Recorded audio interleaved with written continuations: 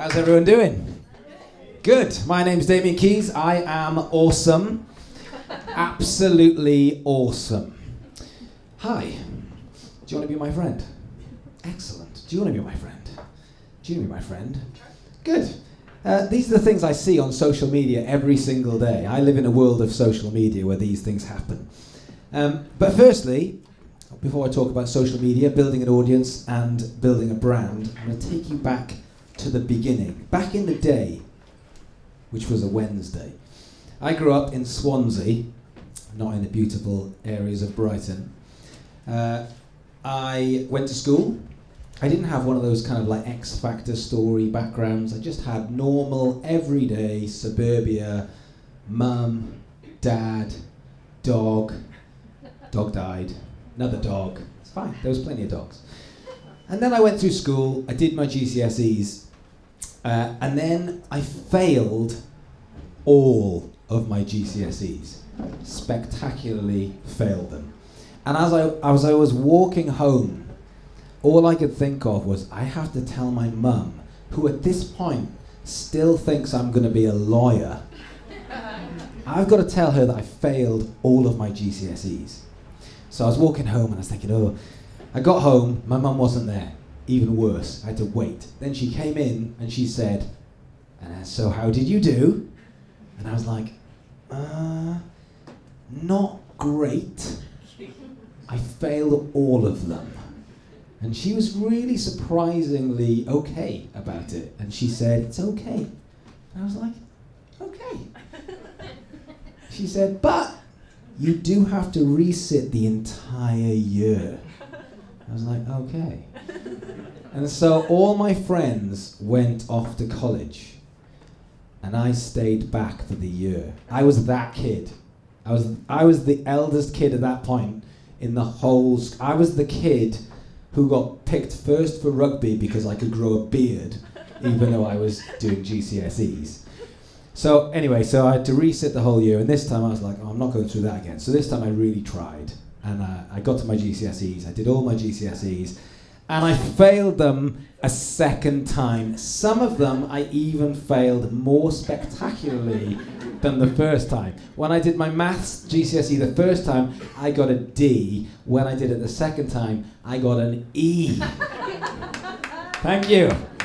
There's a claim to fame. And I was walking home and I was thinking, I've been here before. So I had to tell my mum. So I went back. My mum said, how did you do? And I said, it's okay, I get it, right? I failed my GCSEs, but it's okay. I've got a plan. I'm going to be a rock star. And at this point, I think she'd kind of given up, and she went, brilliant. So I went off to college, and I did a performing arts course. I'm a bass player. I started doing the performing arts course, and then what happened was, I got into a band, and the band started doing quite well. And we got signed to a small independent label. So a small label, basically an indie label, which put out a single, put out one song. So we went in the studio, we recorded this song, and we put it out, and it did quite well, which was great. So all the plans were going well. And then what happened was, all of the major labels, the big expensive labels, this is kind of like, in the music industry word, a major label is kind of like a Premier League football team. So when they come sniffing around, you don't say no. So we had to go and showcase in London to these labels.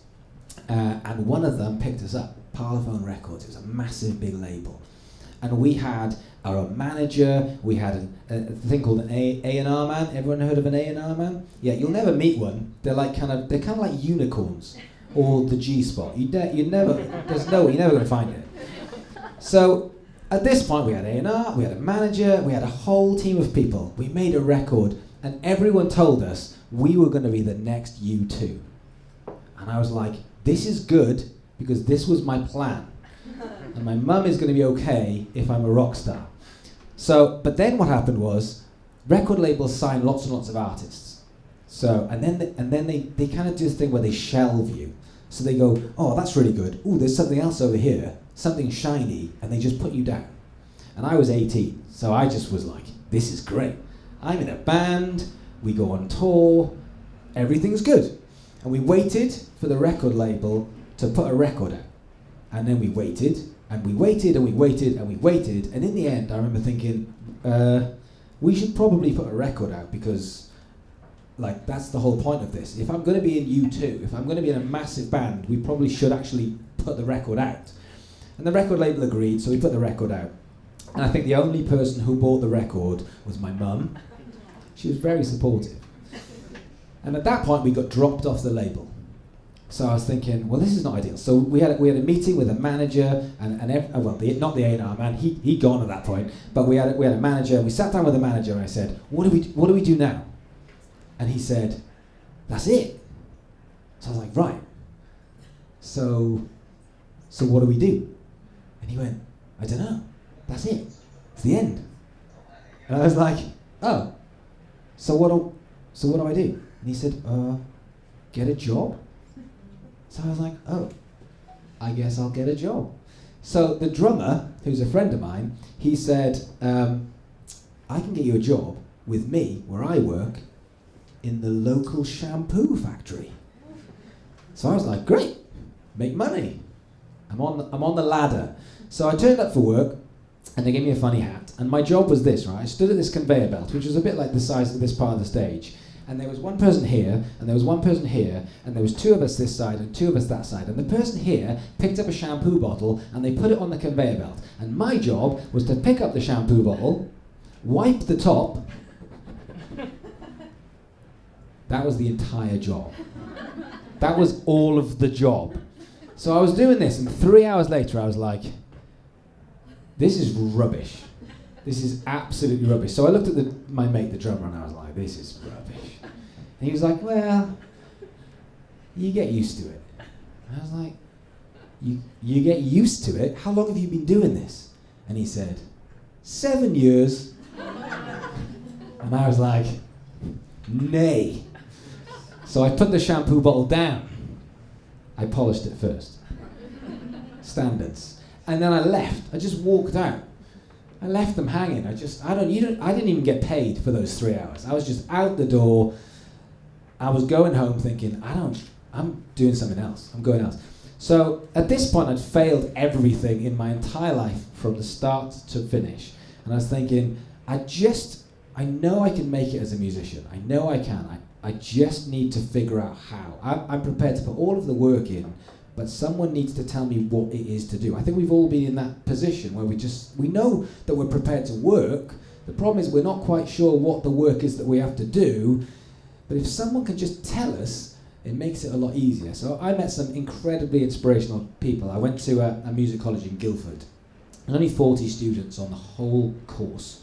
And then halfway through, I was doing a bass course. The bass player, one of them decided he was going to go snowboarding forever, and the other one got snowed in.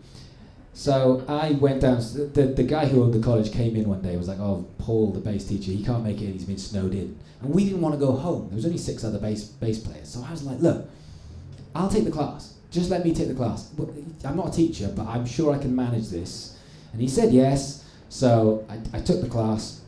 And after that, a week later, they offered me a job as a bass teacher. I was 19, so I was like, yes, this is better than shampoos. So effectively, I got offered a job as a bass teacher, and then we built this college in Guildford from 44 students up to about 750. And then we got really angry, because we were like, this is supposed to be a small college where we look after people. So we're going to leave, and we're going to set up our own college against the system. So we looked around all the different places in the country and we thought, Brighton's quite cool, which it is. So we left, we moved to Brighton, and we set up a very, very small college. And the idea was to get 300 students over 3 years, and it would never, ever, ever grow bigger than that. Ever. And now it's got 6,500 students, and it kind of got out of hand. So I haven't been there for a while. I left a few years back, and I remember leaving. The school had been valued at about £12 million. It was ridiculous, and I never got into it for the money, but I remember leaving and just thinking, driving home and thinking, what am I going to do for the rest of my life? I'd been there for 7 years. I was 30, I think I was. thinking, what am I going to do? I'm back in the same position where I'm back at the factory, walking home, being like, how does this work now? What do I do? Turn to music. And one thing I learned, I've just bought a business this week, and the people I bought it off asked me some advice. They said, look, you've been in this position. What's the advice? And I said, the bit of advice that nobody told me, that I wish someone had told me is, it's going to be okay. That was the bit. So I panicked and I went home and I turned the box upside down and I wrote on a piece of paper, what am I going to do for the rest of my life? That was a long heading, but that was what it said. And I was just writing anything. Songwriter, I can't write songs. Songwriter, musician, anything I could think of was just on this piece of paper. And no one said, dude, calm down. It's going to be okay, because everything that you're doing is going in here. It's like a computer game. If you have to start the computer game all over again, the first bit's really easy. Getting past where you were, yeah, it's difficult. But the next bit, when you start again, is going to be okay. And nobody told me that until 3 years later, when the business that I was working on started to do well. And all of a sudden I started to get my confidence back and think, oh, I can do this. This is fine. And then a couple of years later, but a couple of years ago, I had an epiphany and a problem at the same time, which was I build businesses. That's what I like to do. And a friend of mine, a few years back, she said to me, we have to go and celebrate, because I've got a new job. I was like, brilliant, what's your job? And she said, Facebook. And I was like, you work at Facebook? And she said, no, I just do Facebook. And I was like, that's not a job. I do Facebook, no one pays me to do Facebook. And she was like, this is very important, I'll have you know. So I was like, all right. Fast forward a couple of years, she gets a new job. This time she's working at London Zoo and she's doing all of their social media. She says, this is important, this social media stuff. And I was like, yeah, I'm starting to see that now. But it's okay, because I'd effectively employed a 12-year-old to do the social media, because young people know social media, because that's the way we think, isn't it? Young people understand it. It's like when my dad used to give me the TV remote control when I was 9, because I was the only one who could figure it out. So I basically employed a child and given them the keys to the entire business and said, don't mess this up, but here's the entire brand, and given it to 16, 17-year-olds to do social media.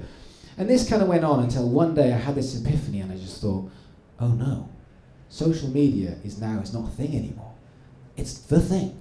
It's not just advertising and marketing. It's everything. It's branding, it's demographic, it's insights, it's customer service, it's the whole bit of the business. And I know none of it. Like I was so cool that I didn't even have Facebook. Right? I was on tour with bands all the time. The only social media I had was Snapchat. Do you know why I had Snapchat? Because whilst I was on tour, I thought this was hilarious. I would take pictures of the other bandmates, then I would draw a dick on their head, and then I would send it to them, because I thought that was hilarious. That was my social media, and I was thinking, oh, we've got a problem. I build businesses, and this is going to hamper me.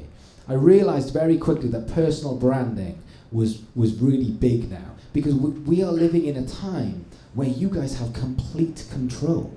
Like, this never happened before. You can build a brand out of nothing. You could never do that. If you wanted to have a personal brand, you'd have to get on TV. And that was very difficult.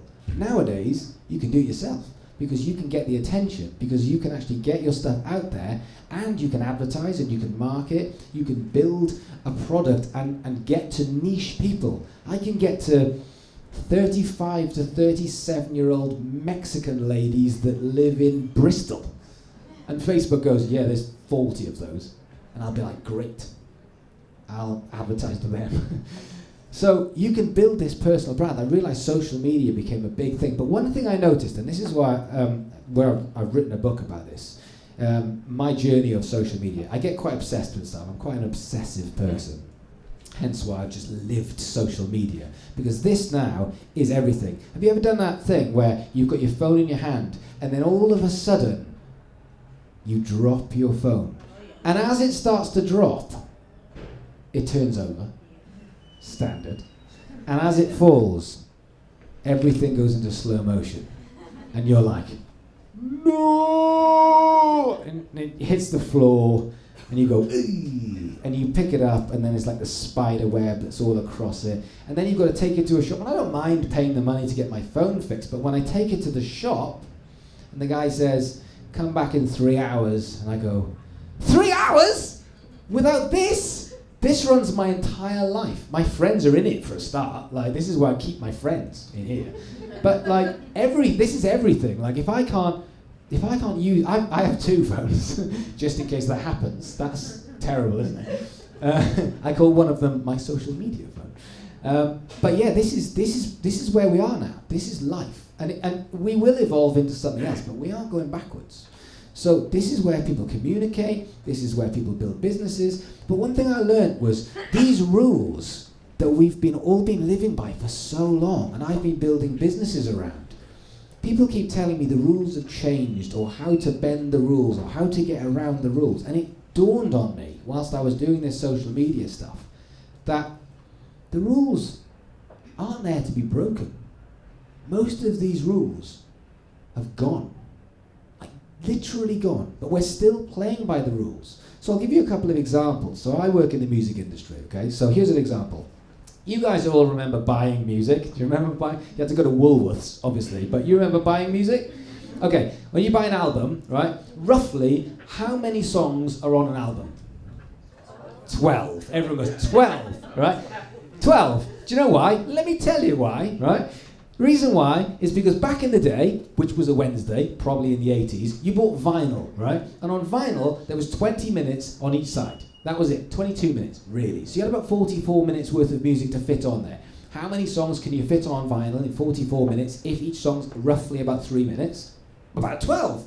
Makes complete sense, absolutely. But then some genius came along and said, no more vinyl, we're going to have CDs. And we went, okay. And they said, but a CD can hold 74 minutes. That's an extra 30 minutes of music. And all the musicians went, wow, I've got 30 extra minutes. How many songs did they put on an album? 12. What?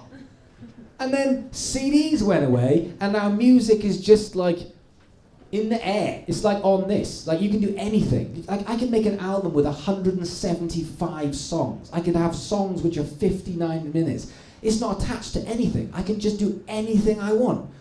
The creativity, the power. What do musicians do? They go, I'll make an album. How many songs should we put on the album? 12. Why? And then people go, well, it's because that's what people expect. Well, no, it's not. It's what you think is the right thing. That rule's gone. And so that's an example. But nowadays, I work hard. I work a lot. I'm the definition of a workaholic, and I love it. I just love work. But I tell you why, the reason why I find that's okay for me to do that is because I don't get stressed with work. And the reason for that is because I can now work in a way that I've never been able to work for. I can work on a plane. I can work whilst eating food. I don't have to have an office. Like, you used to have a computer. Remember when people would say, I'll email you. So what would you do? You'd be like, well, I'll have to be in my office because I have a big, massive computer. Where does that get plugged? Into the wall. So you're like, well, I'll have to be there. And so stuff's coming in and out, so I can't really go too far from the office. And then someone went, what about a laptop? And you went, wow, that's fantastic. So then you could go anywhere, but you kind of needed to be in and out of some kind of electricity. Well, now I can work from anywhere, anytime, any place. Now, I can literally do work now. It's just rules that we are living by that are not only there to be broken, you get to make the rules because they're not there anymore. And so what I feel is amazing about where we are right now is we've had the kind of, I call it, we've had the Stone Age and the Iron Age and the Bronze Age, the Industrial Age, and the terrible 80s clothes age. And now, we're in what I would class as the creative age. We are completely free to make our own rules, work the way we want to work, do the things that we want to do. We can have a full-time job to make money, but we can start a business in the evening. How crazy is that? We can do anything we want to do because now we have control. And the control, to me, revolves around, if you can build an audience that believes in what you do, then you can win. Because nowadays, the internet effectively is the go-between between what you are doing or wanting to do and the audience who wants to watch it. And it's free. So, just before I wrap up, when I signed a record deal in a long time ago, in order to make a record, it would probably cost £1,500 a day to go in the studio. And you might have to do that for 3 months. Who's got that money? And then in order to get the CD into every Woolworths and HMV and MVC and Our Price, remember them, that would cost hundreds of thousands of pounds. You couldn't afford that. Nowadays, how much does it cost? Nothing. Nothing. I can make music for free in my house for nothing. And then when I want to distribute it anywhere in the entire world, nothing. It's totally free, which means we have complete control. And I'm watching people inflict rules on their lives which I don't think need to be there because they are more tradition than rules. So the one thing I would like as a takeaway is I would like you to spend some time evaluating your life and thinking which are actual rules and which are just traditions that I don't need to stick to in order to empower myself and take control. Thank you so much. Cheers.